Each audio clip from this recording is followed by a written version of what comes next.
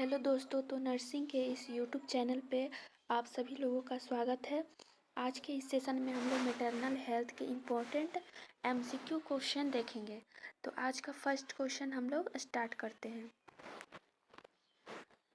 आज का first question number 1, वो स्थानिक गर्भावस्था का सबसे आम स्थान है।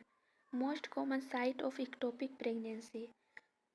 जो इक्टोपिक प्रेगनेंसी क्या है? इक्टोपिक प्रेगनेंसी जो है यह जो है एक असमान स्थिति है जिसमें कि फर्टिलाइज्ड जो एग होता है उसका जो इम्प्लांटेशन होता है यूट्रस में ना होकर इसके बॉडी के अन्य पार्ट जैसे ओवरी हो गया, सर्विक्स हो गया, इन स्थानों पे इसका इम्प्लांटेशन होता है या वहीं पे ग्रो करने लग जाता है, उसे ही इक्टोपिक प्रेगनेंसी कहते हैं। तो इसका मोस्ट कॉमन साइट क्या है? ऑप्शन ए है ampullary region in the fallopian tube, option B है ओवरी, ऑप्शन सी है सर्विक्स, ऑप्शन डी है एब्डोमेन। तो इस क्वेश्चन का राइट आंसर क्या हो जाएगा? ऑप्शन नंबर ए जो है ampullary region in the fallopian tube इस क्वेश्चन का राइट आंसर है। यहाँ पे जो होता है 95 से 97% चांसेस होता है इक्टोपिक प्रेगनेंसी का। नेक्स्ट क्वेश्चन हम लोग देखते हैं। क्वेश्चन नंबर 2, गर्भावस्था के दौरान गंभीर प्रकार की उल्टी जिसका मां के स्वास्थ्य पर हानिकारक प्रभाव पड़ता है कहलाती है। The severe type of vomiting during pregnancy which has deleterious effect on mother's health is called. Option A है कोरिया ग्रेविडेरम, ऑप्शन बी है मॉर्निंग सिकनेस, ऑप्शन सी है इमेसिस ग्रेविडेरम, ऑप्शन डी है हाइपर इमेसिस ग्रेविडेरम। जो pregnancy के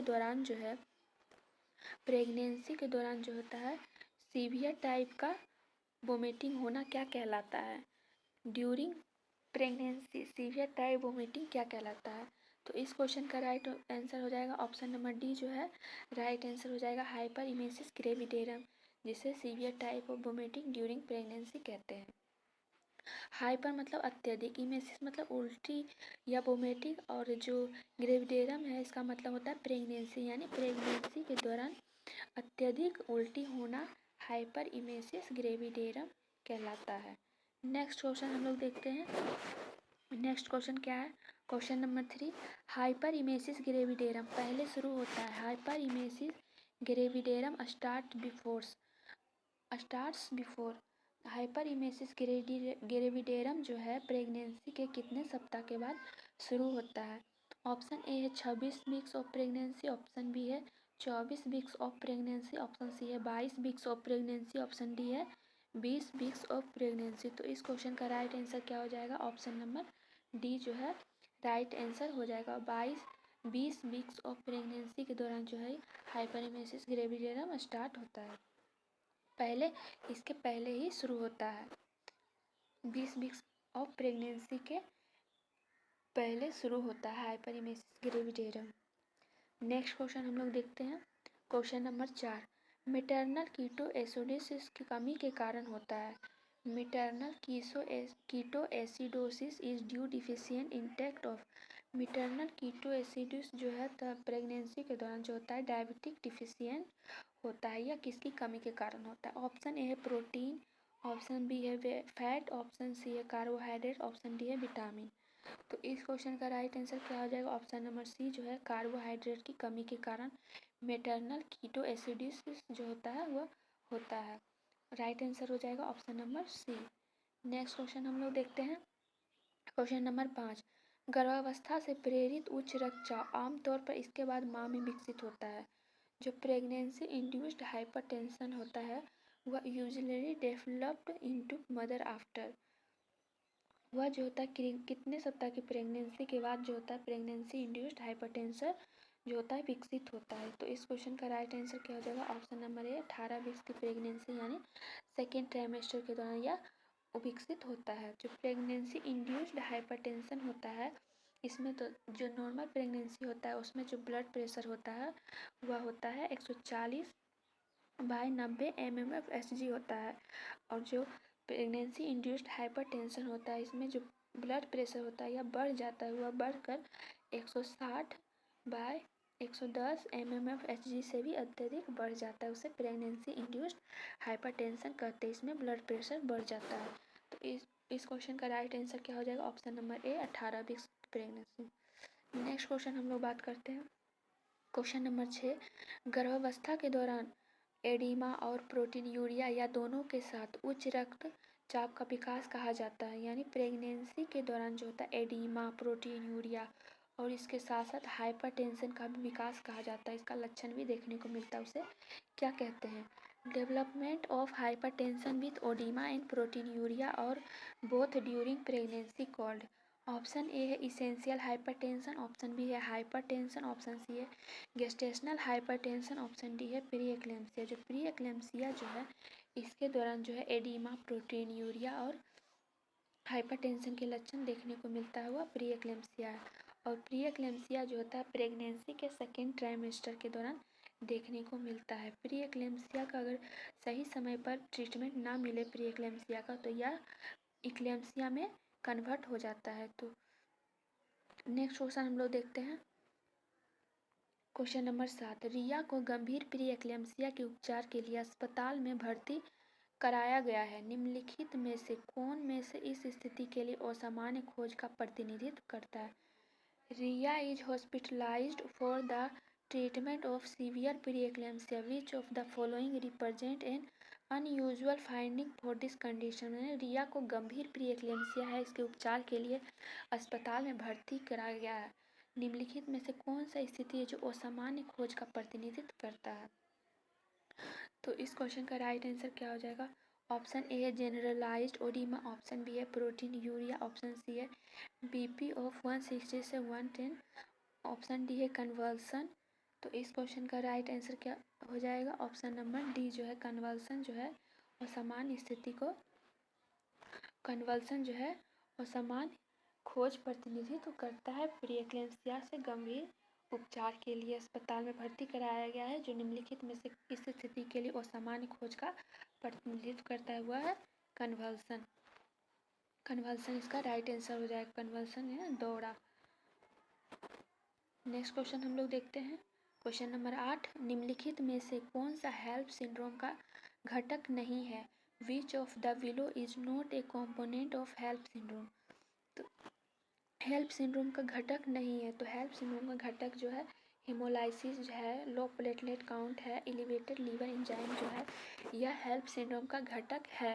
haemolysis मतलब RBC का breakdown होना, low platelet मतलब प्लेटलेट का कम हो जाना, डिक्रीज हो जाना, low platelet count, elevated liver enzyme मतलब लीवर में एंजाइम का जो होता है बढ़ जाना, इंक्रीज हो जाना, एलिवेटेड लीवर एंजाइम कहलाता है।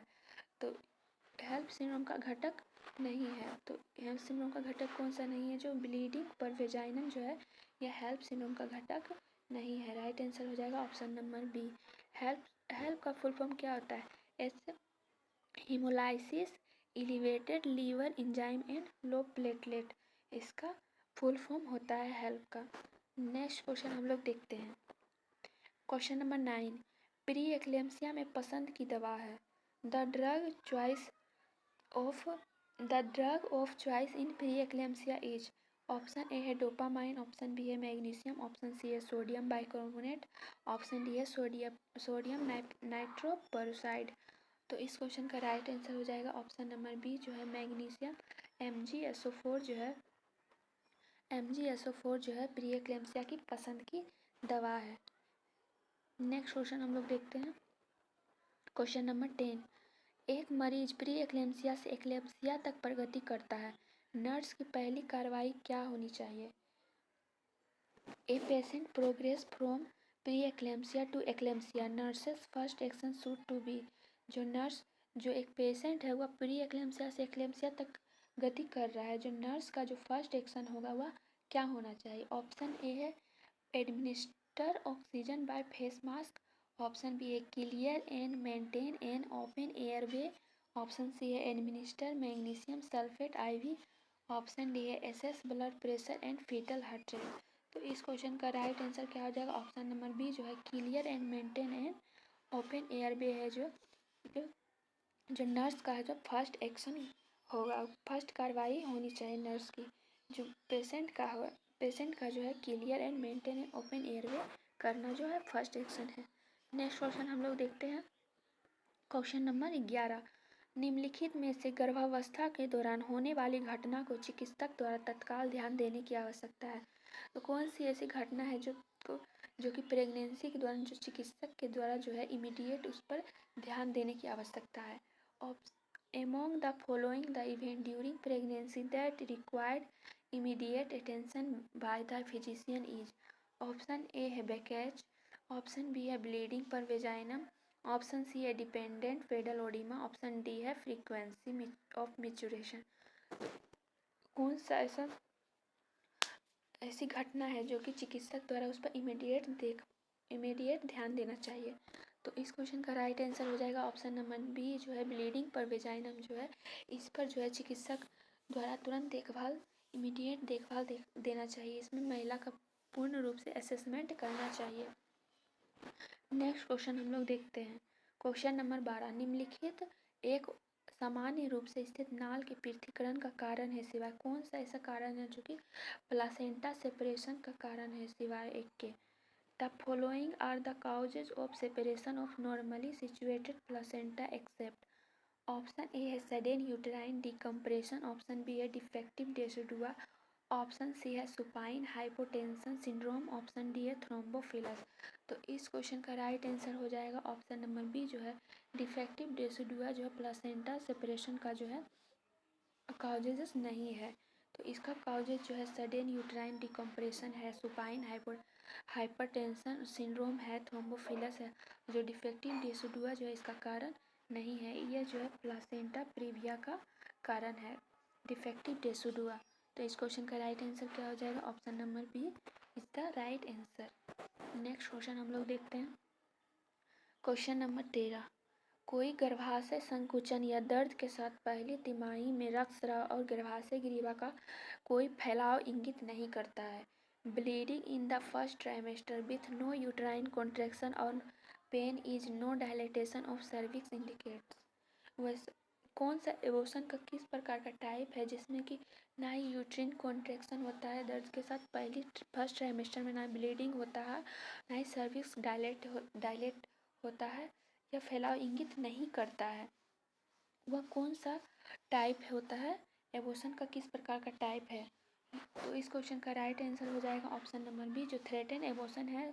यह जो है थ्रेटन एबॉर्शन इसमें प्रेगनेंसी को जारी रखा जा सकता है और इसमें यूट्रिन कॉन्ट्रैक्शन ना ही ब्लीडिंग और ना ही सर्विक्स का डायलेटेशन को इंगित करता है। तो इसका राइट आंसर क्या हो जाएगा थ्रेटन एबॉर्शन। नेक्स्ट क्वेश्चन हम लोग देखते हैं क्वेश्चन नंबर 14। हाइड्रेटरी रिफॉर्म मोल के अस्थायी निदान के साथ एक रोगी का आकलन करते समय निम्नलिखित नैदानिक खोज में से कौन सा अनुमान लगाया जा सकता है। While assessing a patient with relative diagnosis of hydatidiform mole which of the following clinical finding can be anticipated. तो हाइड्रेटरी फॉर्म मोल क्या है। हाइड्रेटरी फॉर्म मोल जो है होता है यह प्लेसेंटा की असामान्य स्थिति है। प्लेसेंटा में जो कोरियोनिक पिलाई होता है उसमें उसके आकार में परिवर्तन होता है। इसमें जो डिजेनरेटिव और प्रोलिफेरेटिव परिवर्तन होने के कारण जो होता है इसका शेप आकार में परिवर्तन होता है जिससे कि इसका आकार जो होता है सिस्ट के समान प्रतीत होने लगता है। इसे ही हाइड्रेटरी फॉर्म मोल कहते हैं। तो इसमें क्या बोल रहा है हाइड्रेटरी फॉर्म मोल के अस्थायी निदान के साथ एक रोगी का आकलन करते समय निम्नलिखित में नैदानिक खोज में से कौन सा अनुमान लगाया जा सकता है। तो इस क्वेश्चन का राइट आंसर क्या हो जाएगा ऑप्शन ए है हाइपरटेंशन, ऑप्शन बी है decrease fetal heart rate, option C है unusual uterine engagement, option D है पेनलेस हैवी वेजाइनल ब्लीडिंग। तो इस क्वेश्चन का राइट आंसर हो जाएगा ऑप्शन नंबर सी जो है अनयूजुअल यूट्राइन इंगेजमेंट। इस क्वेश्चन का राइट आंसर हो जाएगा। नेक्स्ट क्वेश्चन हम लोग देखते हैं क्वेश्चन नंबर 15 जो कि लास्ट क्वेश्चन है। निम्नलिखित में से किस शब्द का उपयोग गर्भाशय ग्रीवा के प्रगतिशील पतलेपन और छोटेपन का वर्णन करने के लिए किया जाता है प्रसव से ठीक पहले और उसके दौरान। Which of the following terms is use to describe the progressive thickening and shortening of the cervix that occurs just before and during labour. मतलब प्रेगनेंसी के दौरान जो सर्विक्स है उसका पतलापन और छोटेपन का वर्णन करने के लिए किया जाता है। उसे क्या कहते हैं? ऑप्शन ए है ब्लोटमेंट, ऑप्शन बी है डायलेटेशन, ऑप्शन सी है इफेसमेंट, ऑप्शन डी है मल्टीपल। जो यहाँ ऑप्शन नंबर सी जो है इफेसमेंट जो है वह थिकनिंग एंड शॉर्टनिंग से संबंधित है प्रेगनेंसी के दौरान। Effacement is the right answer. Thanks for watching.